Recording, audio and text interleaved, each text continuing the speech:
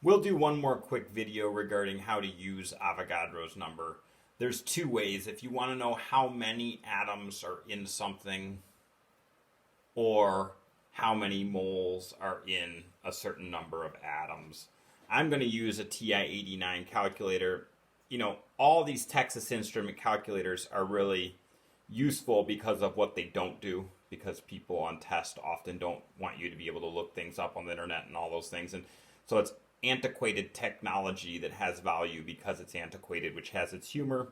But the most powerful version of it that's allowed on a lot of the test is the 89. And so if you're going to try to get a calculator to use for testing purposes, I recommend the TI-89. It does take a little longer to get used to, but if it's your calculator and you own it and you're a diligent person, that's your best bet, in my opinion.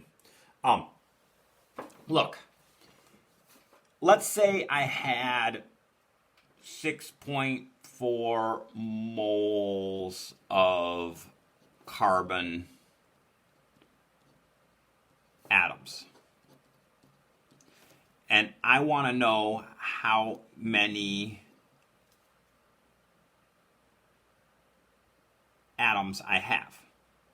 And I want to know the number of atoms. Again, this would be the same thing if I said I had 6.4 dozen eggs. How many eggs do I have? The thing to notice is that you have 6.4 moles of carbon. All these problems are always going to start 6.4 moles of carbon divided by 1. I know moles of carbon is going away, because that's the nature of these equations. Those are going to cancel. And so the only thing I got to ask is what I'm getting. And I'm going to get carbon atoms. And then I have to ask myself this, again, Avogadros number, 6.022 times 10 to the 23rd. This really huge number is atoms or something per mole. I mean, we could say a mole of popcorn kernels. It just turns out that so much popcorn, it would cover the earth in popcorn, I believe, 6 or 10 feet deep. So we wouldn't talk about things we could see with our eyes in terms of moles. We'd talk about really, really, really small things like atoms. And so here, again, is there a lot of atoms in a mole or a lot of moles in an atom? Well, atoms are the small thing. It's going to be a whole lot of atoms in a mole. In 1 mole.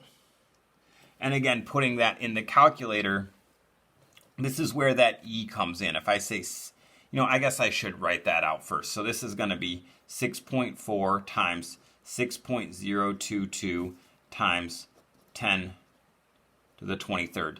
You have a couple ways of doing it. The way I do it often, because I'm comfortable with it and I don't want to waste time, 0.022, I put that in there and I say this is 38.5 times 10 to the 23rd. And I need to divide that by 10, so I'm going to multiply this by 10. So this is going to be 3.85 times